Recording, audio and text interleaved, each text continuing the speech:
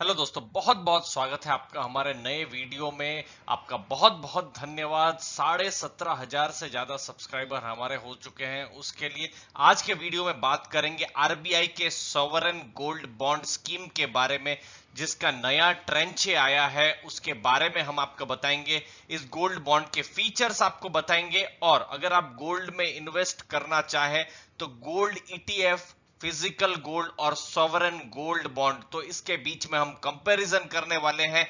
क्या एडवांटेजेस रहेंगे gold bond में अगर आप अप्लाई करें तो, और किस टाइप के इन्वेस्टर्स को यहां पर इन्वेस्ट करना चाहिए, उस प्रश्न का उत्तर देने की कोशिश करेंगे वीडियो में दोस्तों। तो लास्ट तक बने रहिए, कोई इंपॉर्टेंट इंफॉर्मेशन छूट ना जाए दोस्तों।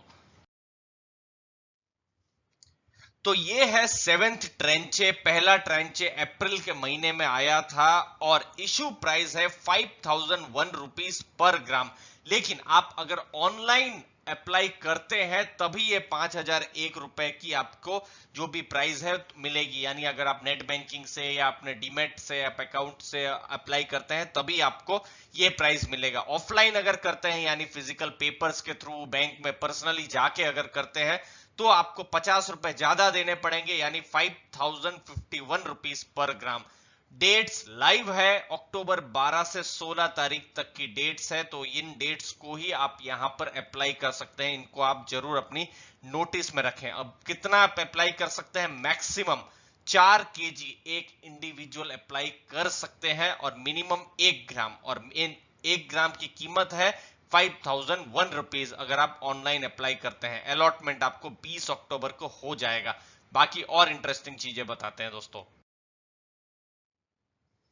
सेवेंथ ट्रेंचे के बाद एट ट्रेंचे भी आएगा नवंबर के महीने में। नवंबर 9 से 13 तारीख की डेट है, और उस समय क्या गोल्ड का प्राइस रहता है उसके ऊपर प्राइस जो भी रहेगा वो पता चलेगा। अब वो जो प्राइस रहता है लास्ट 3 बिजनेस डे होते हैं उसका एवरेज निकाला जाता है, सिंपल एवरेज निकाला जाता है। क्लोजिंग प्राइस जो बुलियन एसोसिएशन है, बुलियन एंड ज्वेलर एसोसिएशन, वो प्राइस निकालता है। तो अभी जो आपने 5,001 रुपए का जो प्राइस देखा वो आपने देखा होगा इससे पहले का जो सप्ताह था वहां पर 3 दिन का जो प्राइस था उसका एवरेज था। ये जो 5,001 जो मैं यहां पर लिख रहा हूं, इससे पहले के वीक का एवरेज प्राइस था जो 999 प्योरिटी गोल्ड का वो प्राइस था। आरबीआई इसे इशू करती है गवर्नमेंट ऑफ इंडिया के बिहाफ में दोस्तों।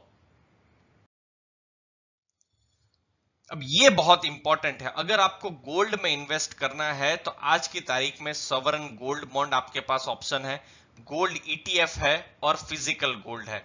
तो किस तरीके से यहां पर कंपैरिजन होता है वो बताते हैं। देखिए, रिटर्न्स यहां पर एक्चुअल रिटर्न ऑन गोल्ड उससे ज्यादा मिलेगा, क्योंकि यहां पर 2.5% एक्स्ट्रा रिटर्न भी मिलते हैं, जो मैं आपको थोड़ी देर में आपको डिटेल में बताने वाला हूं।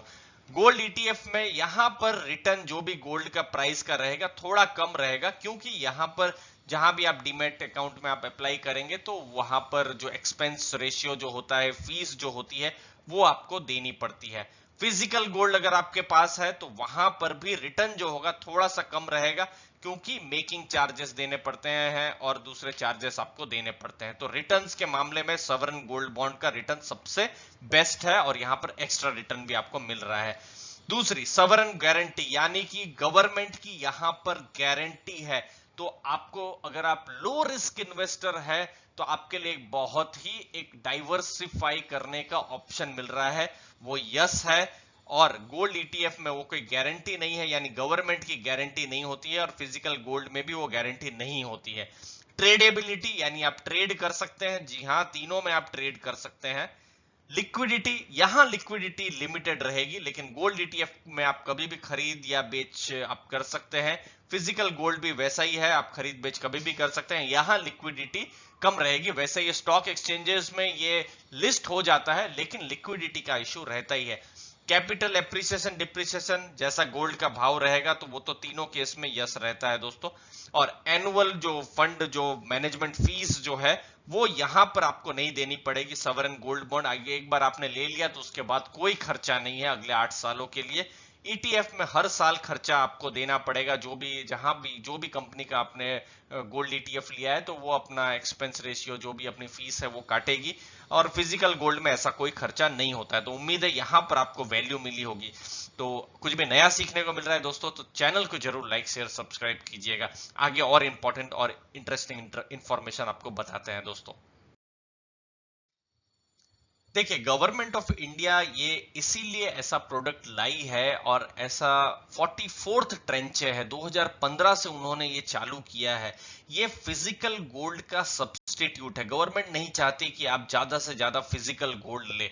आप डीमैट फॉर्म में अगर गोल्ड लेना है तो डीमैट फॉर्म में लीजिए, गवर्नमेंट का ऐसा ऑब्जेक्टिव है दोस्तों। तो वो चीज को आप ध्यान में रखें।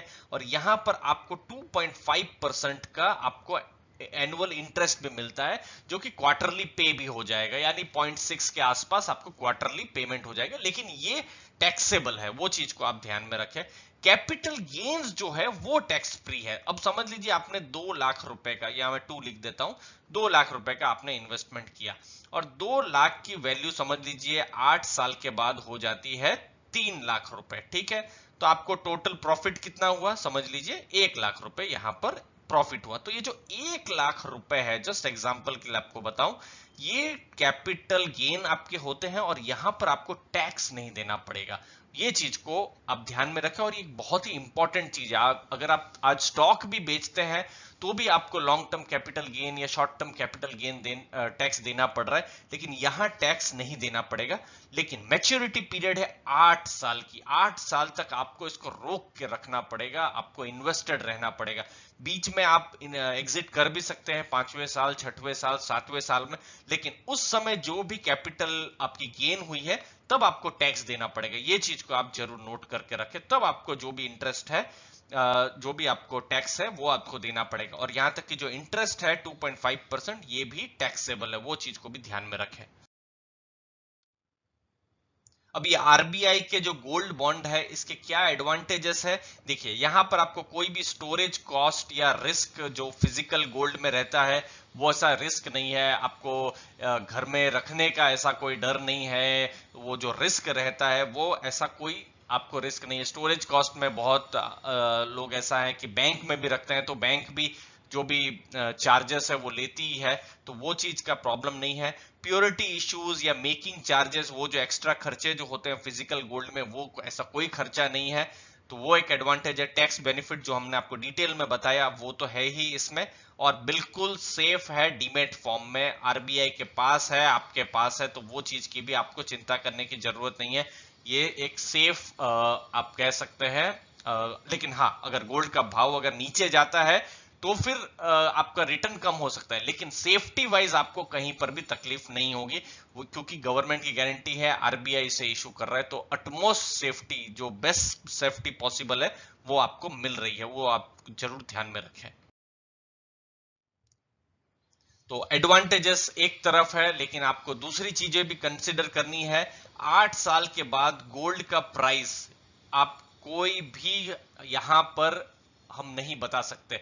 तो यहां पर क्या रिटर्न आएगा वो बता पाना मुश्किल है। एफडी में आपको पता है कितना रिटर्न है, 5%, 6%। सेविंग अकाउंट में आपको रिटर्न पता है, लेकिन यहां पर आपको 8 साल के बाद क्या रिटर्न मिलेगा वो नहीं पता, क्योंकि गोल्ड का प्राइस 8 साल के बाद क्या रहेगा वो नहीं पता। तो लॉन्ग टर्म इन्वेस्टर है, जो लॉन्ग टर्म गोल्ड में बुलिश है, ऐसे इन्वेस्टर्स के लिए एक तरीके से पॉजिटिव ये बन जाता है। लेकिन ऐसे इन्वेस्टर जिनको 2 महीने में, 4 महीने में निकलना है, तो उनके लिए ये इन्वेस्टमेंट शायद इतना ठीक नहीं रहेगा।